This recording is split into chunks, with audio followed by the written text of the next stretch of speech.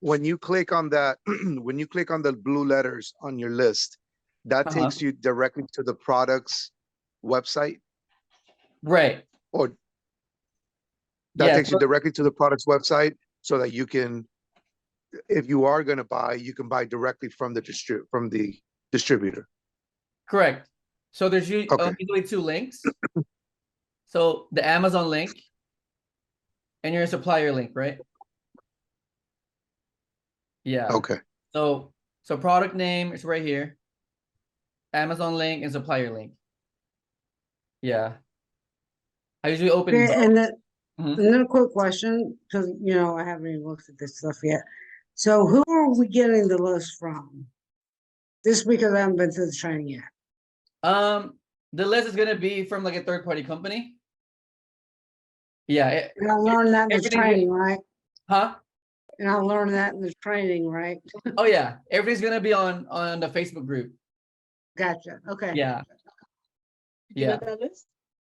I haven't signed up for the list yet. You Yeah. got to pay for the list. Yeah. So if you guys are new, so to set up your Amazon account, set up your product list, and set up your prep center. Yeah. And then from here, you can learn how to do product research. So Okay. yeah. So next one. Let's see.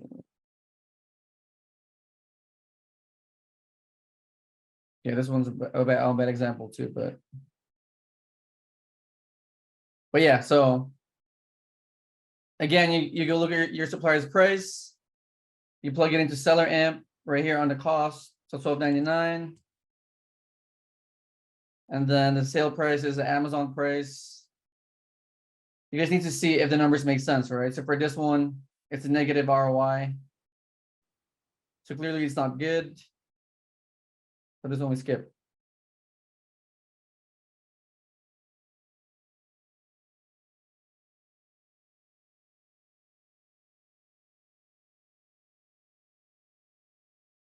Is it making sense though? Mhm. It is? Okay. It's pretty cheap for Crew. American Crew actually. Yeah. bought- So this one is 3-pack. Yeah, this one's pretty decent. So for this one is a 3-pack. Right? You see it? 3 count. So on 3 pieces. And on your supplier's website, it's about $5 per piece. So 5 times 3, right? So 5.06 times 3 pieces is about 15.0. Wait, sorry. 5.06 times 3 is about 15.18. So you plug it here. You guys see it? Yeah. This one has a pretty decent ROI, 8%. 100 sales a month. And from here, I look at the competition. So they're selling at this price, 28. We see it going up, right, on the percentages. So it's trending up as far as price. So 28, 28, 28, 28, 28, 28. At $28, you're getting like 8% ROI. At 29, you're getting like 15%. And that stock just means how much stock that seller has, or is that saying how much they've already sold? Stock is their inventory. Okay. Yeah. You know what they actually have sold, or is that you can't tell? See that? No, but you can see it here though. So here on the sales a month, estimated sales. So this product sells about 100 times a month. Okay, and then that would have been divvied up probably between, was it like 9 sellers or something? Right. Yeah. Yeah, that's the question I have. So if you're pricing the product the same as everybody else, Correct. it's exactly the same. Is it just the sellers picking and choosing? Right. So the way buy box works is as long as you're priced fairly, right? Meaning, so these first 8 sellers are priced like fairly, right? 28.7, right? So as long as you're priced the same way as them, you guys are all gonna share the buy box. Gotcha. Meaning the 100 sales a month is gonna be shared by these 8 sellers plus you. Okay, Make sense?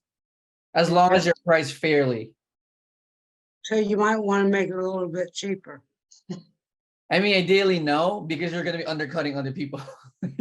I know, okay, Yeah, that's what happens when you undercut people. It becomes like a race to the bottom, right? So because then you keep lowering them, gotcha. yeah. So as long as you're priced with these people, you guys are all gonna share the sales with each other. Okay, so, Yeah, yeah, that makes sense. yeah, What's the max amount of sellers that you'll usually be willing to deal with if you're gonna, right. you know, pick a product to order? It's not really a number of sellers, it's more like number of sales a month versus competition. Gotcha. Yeah. Because like one product can have like 50 sales a month, right? But if there's only like 3 sellers there, then it's fine. Or like one product can have like 1,000 sales a month and there's like 100 people in there.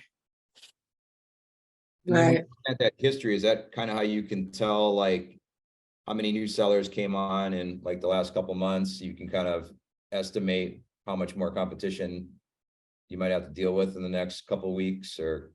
Right. Well, you can kind of look at Keepa here. Okay. So here you can see like number of sellers on the bottom. Okay. Yeah. It's fluctuated pretty, Right. it hasn't gone up or down too much, doesn't look like. Yeah, this one's going up. So sellers are Looks like increasing. it, Mhm. yeah, hovered around 12 to 15 for a while, it looks like. Right. Ish, And okay, then the price on the top, it's kind of just staying the same. okay. Yeah. So Yeah, you I kind of think look at I'm gonna- people, you look at other sellers in Seller Amp, and then kind of like make a decision, right, based on what you see. But then with our model though, we don't really buy more than 10 products. Okay, So it's a pretty safe number. Just in Yep. case you make a mistake, right? You're not like over leveraged because Sure. 10 usually sells out. Okay. So makes sense. yeah. So it's pretty safe. I mean, this product is pretty okay, except that it has a low ROI, right? 8%. because you want that at about 20%, right? Yeah. Yeah. I think the lowest that I would go is maybe like 15. Yeah. I really want to aim for at least 20.